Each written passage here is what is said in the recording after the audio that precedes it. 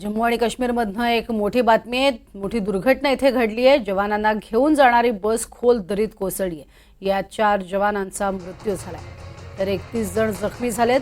शुक्रवारी मध्य काश्मीरच्या बडगाम जिल्ह्यातली ही दुर्घटना आहे।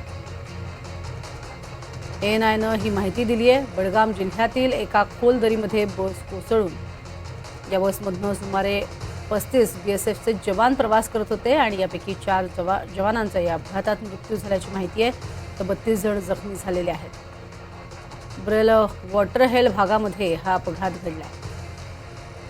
तात्काळ घटनास्थळी मदत कार्यही सुरू झालं, मात्र 4 जवानांना आपला जीव यात गमवावा लागला।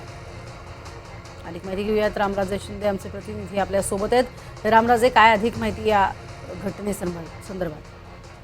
बिलकुल, घटना ही अशा वेळी घडली आहे की जेव्हा जम्मू काश्मीरमध्ये निवडणुका चालू आहेत आणि सुरक्षा यंत्रणा जी आहे ती अतिशय सज्ज आहे। त्यामुळे अधिकची कुमक जी आहे ती मागवण्यात आलेली आहे। वेगवेगळ्या ठिकाणी जादा पॅरामिलिटरी फोर्स लावण्यात आलेले आहेत। हे बीएसएफचे जवान आहेत आणि बीएसएफच्या जवानांना घेऊन ही गाडी चालली होती आणि तेव्हा अचानक ही घटना घडलेली आहे। दरीत कोसळलेली आहे बस।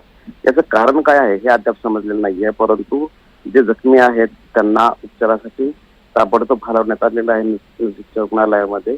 त्याशिवाय 3 जणांचा जवानांचा मृत्यू झाल्याची माहिती मिळते, परंतु घटना कशी घडली आणि कशामुळे घडली याची चौकशी यापुढे होणार आहे। नक्कीच, मात्र या सगळ्या संपूर्ण दुर्घटनेमध्ये 4 जणांना जीव गमवावा लागलाय। तुर्तास धन्यवाद या संपूर्ण माहितीसाठी।